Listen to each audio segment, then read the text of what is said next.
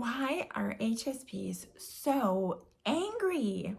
Hi, I'm Christine. I'm an emotion coach and I work with highly sensitive people and help them find back to their truth and to their owning their own emotions and understanding their own emotions to figuring out how they can live an incredibly fulfilling life. And I figured I would make this series called The 30 Things That I Wish I Would Have Known as a Highly Sensitive Person. And today I want to talk about anger because one of those things I wish I would have known earlier is that anger is nothing to be ashamed of.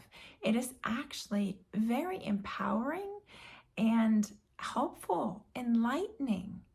So let's dive right in. I'm going to give you 2 reasons why HSPs are so prone to being angry. 2 lessons, teachings, wisdom nuggets that anger is teaching us. And then I'll leave you with 2 action items, right? 2 things you can immediately integrate and that you can take action on in order to help bring this lesson all together for you to integrate. Let's dive right in. Why is anger so prevalent in highly sensitive beings, especially once we kind of hit like 30s, 40s, definitely? Why are we finally allowing ourselves to be angry, right? Especially once you kind of make that shift from, oh gosh, living your life for everybody else, for people pleasing like crazy, for being the good girl. Once you make that shift into figuring out who you are, owning yourself, owning who you are, all of a sudden you realize all this anger comes up. Why is that? It was definitely the case for me, and it was a bit disruptive in my life because there's so many times I was just like, oh my gosh, Christine. Yeah, especially in relationships, I was like, these guys are not going to stay with you if you're such an emotional lunatic. It's like you're fine 1 second and the next you're exploding. How can I not get a handle on these emotions? And the hardest part about anger is we usually let it out on the people that we love the most. Why is that?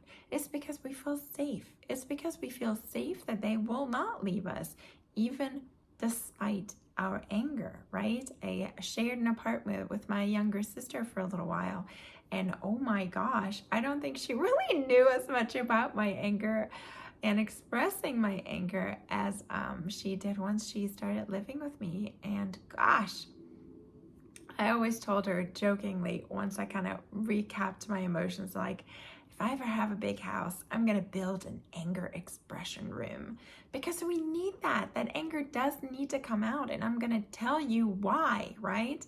I'm going to tell you why it's so important to express that anger. Man, but the reason why we have it, one of the reasons why highly sensitives have so much anger is because we had to stifle it from a very early age. Either it was completely shut down by a parent, or you've just learned very early on. We're so sensitive beings. We can tell when somebody withdraws their energy from us. We can tell when love is withdrawn. We can tell when we are about to be rejected, abandoned. And we realized as very small children, when we go into anger, when we go into tantrums, our parents get angry with us, frustrated with us. They're not showing us love. They're wanting to push us away. They're wanting to shut it down. They're not happy with our emotions that are erupting like that. So very early on, we realized, ooh, if I'm angry, I'm not getting love. I'm getting rejected. I'm getting abandoned. Maybe I'm getting stuck into a room and my mom walks away, Parenting has shifted a lot since those days. I don't ever remember being left alone in a room, but I definitely remember words like, are you crazy? It was like, what is going on with you? You're going insane. Just like, this is ridiculous, right? So it's like, it wasn't part of parenting yet to accept emotions the way that they come and really realizing that emotions have purpose. And so I'm catching myself now as a mom of a 5-year-old having a tough time with my child's anger. It is not easy, especially as a highly sensitive mom, to withstand such great force. Anger is forceful. It immediately gets you on high alert. Your body is like, whoa, what is happening? We need to shut this down immediately, right? So you either as a parent go into fear, or you go into frustration or anger. You go into like, how do I fix this? Or you go into, what did I do wrong as a parent? There's so many immediate reactions that come from that are all unpleasant. So the number one thing your body and brain are telling you to do is shut this down. Shut it down. Especially on a day where you're already overwhelmed and overstimulated. It's been a long day, and now your child is having a tantrum at 7:30 at night. Are you kidding me? So it's not easy to withstand that force. So I get it. Why I wasn't allowed to express my anger as a kid, or why I learned very quickly that I get more love if I am pleasant, if I'm happy, if I'm engaged, right? So let that sink in as just a reason. Oh, this is a reason. Now that I'm allowing myself for this anger to surface, there's a lot of it because I've repressed it for so many years. And then the second reason, a very easy one to see as a highly sensitive, right, is overstimulation. Oh my gosh, how many times have you snapped and then just realized there's so many things stacking one on top of the other that it was just a matter of like the dam was breaking. That is one of the reasons why I do the work that I do, because I really want to help highly sensitive beings to understand what it means to be highly sensitive and to not want to push it away, but to actually embrace it, right? And there are some things that are challenging as a highly sensitive, but there's so many wonderful aspects of being a highly sensitive as well. So one of the more challenging aspects of being a highly sensitive is this tendency to be overstimulated much more easily than other people who aren't highly sensitive, right? Their bar is just higher. They will get there eventually, but we just get there a lot more quickly, right? For us, it could just be a combination of sounds, smells, lights, emotions around us, those different kind of things that can really trigger us. And as a mom, it is incredible how much I need to watch, not even just the accumulation of a day, even just the accumulation within an hour or 10 minutes of how many things are going on. If there are too many things going on at the same time, I'm gonna have to take a breather. And it's all about being aware of this, planning ahead for it, yes, but also once you feel it, right, to be willing to be in your body, to feel it build, and then to realize before that volcano erupts, I got to take an out time, right? I'm going to go outside and breathe for a second. I'm going to close the bathroom door and take a few breaths, right? I'm going to go for a walk, whatever you can or need to do in that moment. Take that time in order to realize, I'm close to overstimulation. I'm at overstimulation. What are my options now? This is why anger is coming up. And that gets us right into the two things that anger teaches us as highly sensitive beings. Number one, we gotta set a boundary and stick with it. And I hear you. Boundaries to me always sound like a dirty word, right? I'm a freedom-seeking being. I am limitless. I do not like to have limits put upon me, and I do not like to set limits for other people, which means I did not like setting boundaries. Also, part of setting boundaries is really a matter of like, I am almost like I'm forcing myself on you, right? It feels very strong to like stick up for you and be like, this is my boundary. We're not used to, as highly sensitive beings, taking up that much space. But what I have learned about boundaries, when you have a little one, oh my goodness, boundaries are absolutely necessary, but also just for you. I heard one author say, we get mad, especially at our significant other, for doing certain things when we have never really told them our boundaries, our rules, our values. We were never clear about those things. Now, think about how often we do this with family members or with friends. We're thinking, oh, they should just know. If they know me, they should just know. So, setting a boundary can be as easy as, don't call me before 9 a.m. in the morning because I need my time for me in the morning to get myself ready for the day, right? I need my meditation. I need my affirmations. I need my time for me just to be for a little bit. So, what does anger teach us about setting boundaries? It means that we haven't set a boundary, that we need to set a boundary, that we've overstepped our own boundary, or that somebody else has, right? So, this is a good thing to keep in mind when you're angry. You're like, oh, is this a boundary issue? Have I not set a clear boundary? Have I not communicated what it is that I'm really needing or expecting from someone, right? Not always easy as a highly sensitive being, but this is what we're doing. We're doing the work. We're figuring this out. The other thing I wanted to say about boundary setting is the whole people pleasing that is so easy for us as highly sensitives to do, right? We're talking a lot about wanting the approval of other, needing that reassurance that we're not going to be rejected or abandoned because we already inherently feel so different than other people. So people pleasing comes very easy. And when we get into this pattern of people pleasing, that is a lot of times when anger will erupt because we constantly overbook ourselves in order to fit in order to please others, in order to seem cool or to seem social. That was a big one for me in terms of just always feeling so much more introverted. So I'd much rather be in my hammock reading a book than going out and doing these things. But really, before I knew that I was highly sensitive, I was always pushing myself to be out there, to be more social, to do more things with other people, to be more included in groups, because I thought that was would make my dad happy, right? He was always worried about me and being so introverted and shy and antisocial. Not one of my favorite words to be called. I think that was actually my stepdad who was always like, you're so antisocial.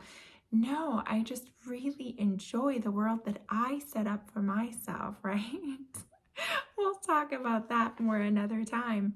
But for me, it was so crucial once I figured out that I'm a highly sensitive being, that I get overstimulated easily, that I absolutely must set those boundaries for myself of how much I am out there and social and interacting with others versus having the time to recharge for me. So incredibly important.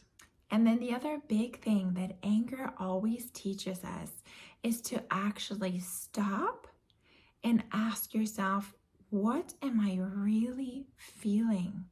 And I wanted to tell you a quick story with this. When I was sharing an apartment with my younger sister, she was incredible during the first year of having my little one. I had a baby. I was a single mom. So lucky to have my sister as a roommate because she was here to help me out when I needed her, when I just needed to take a shower.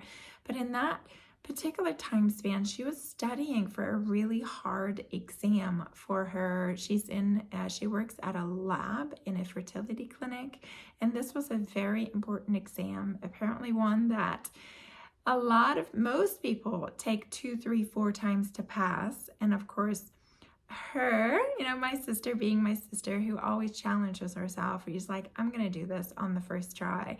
So she was really stressing, really focusing, really everything 2 weeks leading up to this date. She was just focusing, and I wanted to be there to help her, to facilitate that, to take on a little bit more during that time, and just to balance out the energy, right? Living with somebody who's under a tremendous amount of stress for a period of time, takes a toll on you as a highly sensitive. And then comes the time period where she's going to be gone. I think it was like 5 days or so. It was a seminar that she would fly out for, and then they'd have this exam. And she asked me to take care of her dog. So on top of, me being a single mom and having my 1-year-old kid and working full time, I now had a dog that I was taking care of, which was fine. Right as she was flying back in, our dad from Germany was also flying in within like 2 hours of each other. So during that week, I was also setting up the apartment for having company. So there was a lot leading up to it. And they both fly in, and it's great. And we have a good evening. And then the very next morning, we're planning on driving 5 hours to go see our older sister so we could, all be together as a family. And so there was a lot going on, as you can imagine. And I don't know what it was that morning. I don't know if they were rushing me or if it was just a matter of like, they were all packed. My dad and my sister were all packed up in the car, basically just waiting on me. And I was just overwhelmed. I was like, I still have so many things to do. What all do I need to pack for like a week-long trip with a 1-year-old? And I was just like, I felt like nobody was helping me. They had it so easy. They could just have their one suitcase, be in the car, be ready. Now I was the one slowing us down, and I just like could not get it together. And I don't know if my sister was like, hey, how much longer do you think you'll be? And I just like exploded, right? I just like was so angry. And of course, all my dad sees like, oh my gosh, here she goes again. She's always the angry, crazy one. What I really want is for my kids to get along. And so immediately I felt the shame of just like erupting with anger. But I had done quite a lot of work on myself already. And so just like I took a breath and I just like asked myself, what is really underneath this feeling of anger? And then it just like all came out of me of just like, I very open with my little sister, and I was like, I am so sorry that I yelled at you. You really didn't deserve that. However, you haven't even acknowledged that I've been doing all these things for you. You haven't even said, hey, thanks for taking care of my dog for that, 5 days, or for getting the apartment ready, or for, getting us ready for this trip. It's like, you haven't even acknowledged that I've done anything, and you haven't even asked once if I needed any help. So what was underneath that anger for me was just, of course, overwhelm, right? So many things going on, having to balance out her feelings for so many weeks beforehand. It was just kind of like the perfect storm. But then just realizing, oh yeah, there was also an issue of me probably needing to ask for help. And I didn't, because I just felt like I was feeling like the weak one, right? Once again, as a highly sensitive, I'm the only one who can't get her stuff together. Well, I'm also the one who has a 1-year-old, right? So can I just ask for help? So what were the deeper feelings underneath that anger? It was just overwhelm, needing help and not knowing how to ask for it. I felt underappreciated, right? It's like all I needed was just like a, hey, thanks for really keeping it together for me for these last few weeks. And of course, once we processed this and once I talked to my sister and seeing it really from her point of view, she hadn't even calmed down from this, right? She hadn't gotten her test exam. She had no idea how she did. She was still nervous about it. And she had this like huge let up of a few weeks of really being anxious about this test. So it was just, this is usually how it happens when two people kind of get into an argument about something, is that we each have our own things going on that we're not always seeing clearly. That's why communicating is so important and understanding the other person's point of view. But the point of this story was really to realize, to make you see that there is more under that anger, right?